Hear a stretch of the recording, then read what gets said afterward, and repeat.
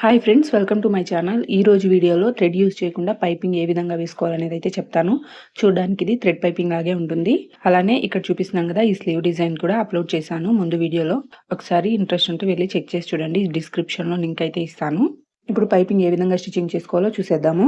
నేను ఇక్కడ చెప్పేది లైనింగ్ బ్లౌజ్కి ఈ విధంగా పైపింగ్ అనేది సన్నగా వస్తుంది. ఇప్పుడు లైనింగ్ బ్లౌజ్కి మెయిన్ ఫ్యాబ్రిక్ని రైట్ సైడ్ ఉండేది పై వైపు ఉండే విధంగా వేసుకొని దానిపైన లైనింగ్ వేసుకొని చుట్టూ పిన్స్ పెట్టుకొని నెక్ చుట్టూ ఒక పాదం ఇంచు గ్యాప్తో స్టిచ్చింగ్ చేసుకోవాలి.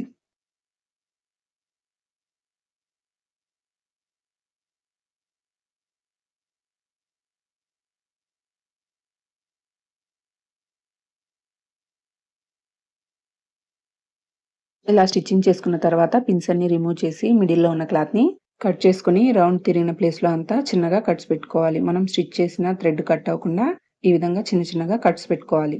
తర్వాత లైనింగ్ ఈ విధంగా తిప్పుకొని ఎడ్జ్లో గోర్తో ఈ విధంగా రఫ్ చేసుకున్నామంటే కింది వైపు తిప్పుకునేటప్పుడు నీట్గా తిరుగుతుంది. ఈ విధంగా రఫ్ చేసుకుని తర్వాత ఈ లైనింగ్ క్లాత్ని మెయిన్ క్లాత్కి కింది వైపుకు టర్న్ చేసుకోవాలి. ఈ విధంగా తిప్పుకుని నెక్ చుట్టూ ఎడ్జ్లో క్లాత్ని నీట్గా అడ్జస్ట్ చేసుకుంటూ చివరి వరకు స్టిచ్చింగ్ చేసుకోవాలి.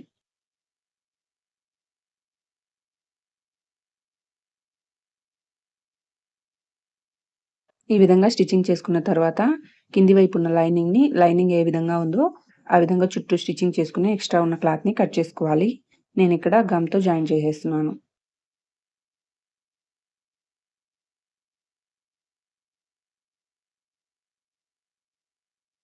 ఇక్కడ జాయిన్ చేసేసాను. ఇప్పుడు ఫ్రంట్ పార్ట్ని తీసుకొని మెయిన్ క్లాత్కి రైట్ సైడ్న పై వైపు ఉండే విధంగా పెట్టుకుని దానిపైన లైనింగ్స్ని ఈ విధంగా నెక్ ఎదురెదురుగా వచ్చే విధంగా సెట్ చేసుకొని ఆ తర్వాత ఒక పాదం ఇంచు గ్యాప్తో నెక్ వరకు స్టిచ్చింగ్ చేసుకోవాలి.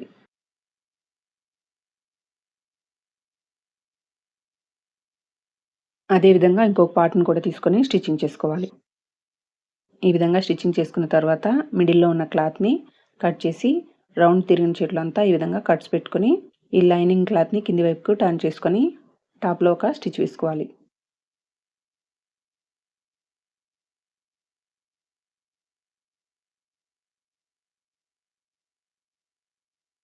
ఇలా రెండింటిని స్టిచ్చింగ్ చేసుకున్న తర్వాత దీన్ని కూడా గమ్తో జాయిన్ చేస్తున్నాను.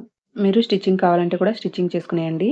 ఈ విధంగా అన్నిటిని జాయిన్ చేసుకొని చుట్టూ ఎక్స్ట్రా ఉన్న క్లాత్ని కట్ చేసుకునేసి మనం మామూలుగా బ్లౌజ్ ఏ విధంగా స్టిచ్చింగ్ చేసుకుంటామో ఆ విధంగా అయితే ఫ్రంట్ పార్ట్ని బ్యాక్ పార్ట్ని స్టిచ్చింగ్ చేసుకున్న తర్వాత పైపింగ్ని స్టిచ్చింగ్ చేసుకోవాలి. ఇక్కడ నేను బ్లౌజ్ అంతా కూడా స్టిచ్చింగ్ చేసుకునేసాను. ఈ విధంగా నీట్గా స్టిచ్చింగ్ చేసుకున్న తర్వాత ఇప్పుడు పైపింగ్ వేసుకోవాలి. ఏ కలర్ అయితే పైపింగ్ వేసుకోవాలనుకుంటామో ఆ కలర్ క్లాత్ని ఈ విధంగా క్రాస్ పీసెస్ని తీసుకొని ఇక్కడ చూపించిన విధంగా అయితే జాయిన్ చేసుకోవాలి. స్ట్రైట్గా జాయిన్ చేసుకోకుండా ఈ విధంగా క్రాస్గా పెట్టుకొని జాయిన్ చేసుకోవాలి. అన్నిటిని ఈ విధంగా జాయిన్ చేసుకున్న తర్వాత ఎక్స్ట్రా ఉన్న క్లాత్ని నీట్గా ఈ విధంగా కట్ చేసుకునేసి ఇక్కడ జాయింట్స్ అనేవి పై వైపు ఉండే విధంగా పెట్టుకుని స్టార్టింగ్ నుంచి ఒక 1/4 ఇంచ్ క్లాత్ని ఫోల్డింగ్ చేసుకుని స్టిచ్చింగ్ చేసుకోవాలి. ఇక్కడ స్టిచ్చింగ్ చేసుకునేటప్పుడు ఖర్చుల దగ్గర క్లాత్ను ఓపెన్ చేసి తర్వాత ఫోల్డింగ్ చేసుకుని పూర్తిగా స్టిచ్చింగ్ చేసుకోవాలి. ఈ క్లాత్ని ఫోల్డింగ్ చేసుకున్న తర్వాత వెడల్పు 1/4 ఇంచ్ ఉండే విధంగా చూసుకోవాలి. తర్వాత మనం ఫోల్డింగ్ చేసిన వైపు ఈ విధంగా లాగామంటే ఈ క్లాత్ స్ట్రైట్గా ఉంటుంది. ఈ విధంగా నీట్గా లాక్కున్న తర్వాత ఈ క్లాత్ని ఇక్కడ చూపించిన విధంగా కింది వైపుకు టర్న్ చేసుకోవాలి. ఇప్పుడు బ్లౌజ్ని తీసుకొని మెయిన్ క్లాత్ని కింది వైపు ఉండే విధంగా పెట్టుకుని లైనింగ్ పై వైపు ఉండే విధంగా పెట్టుకోవాలి.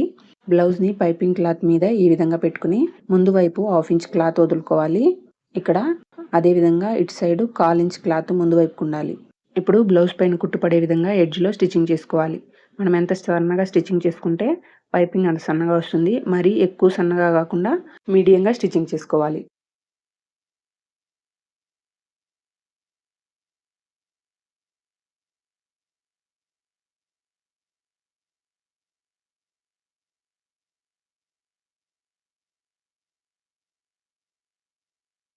ఈ విధంగా పూర్తిగా స్టిచ్చింగ్ చేసుకుని ముందు వైపు 1/2 ఇంచ్ క్లాత్ ఉండే విధంగా కట్ చేసుకొని బ్లౌజ్ని పై వైపు ఉండే విధంగా తిప్పుకొని మనం మామూలుగా పైపింగ్కి ఏ విధంగా ఫోల్డింగ్ చేసుకుంటామో అదే విధంగా ఫోల్డింగ్ చేసుకొని ఈ విధంగా కిందికి ఫోల్డింగ్ చేసుకొని పైపింగ్కి మెయిన్ క్లాత్కి మిడిల్లో కుట్టుపడే విధంగా స్టిచ్చింగ్ చేసుకోవాలి.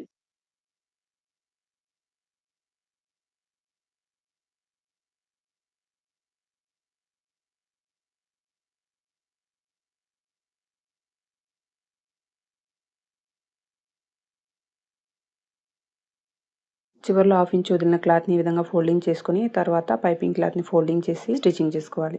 ఇక్కడ రఫ్ చేసుకునేసేయండి. ఈ విధంగా స్టిచ్చింగ్ చేసుకున్నామంటే థ్రెడ్ యూజ్ చేయకుండానే పైపింగ్ని ఈ విధంగా స్టిచ్చింగ్ చేసుకోవచ్చు. ఇది చూడ్డానికి థ్రెడ్ పైపింగ్ లాగే ఉంది కదా. పైపింగ్కి కింది వైపు ఉన్న ఎక్స్ట్రా క్లాత్ని ఒక 1/2 ఇంచ్ గ్యాప్తో స్టిచ్చింగ్ చేసుకునేయాలి. థ్రెడ్ పైపింగ్ వీడియో కూడా ఛానల్లో అప్లోడ్ చేశాను, ఒకసారి చెక్ చేసి చూడండి. ఈ వీడియో కనుక మీకు నచ్చినట్లయితే లైక్ చేయండి, షేర్ చేయండి, సబ్స్క్రైబ్ చేసుకోండి. Thank you for watching.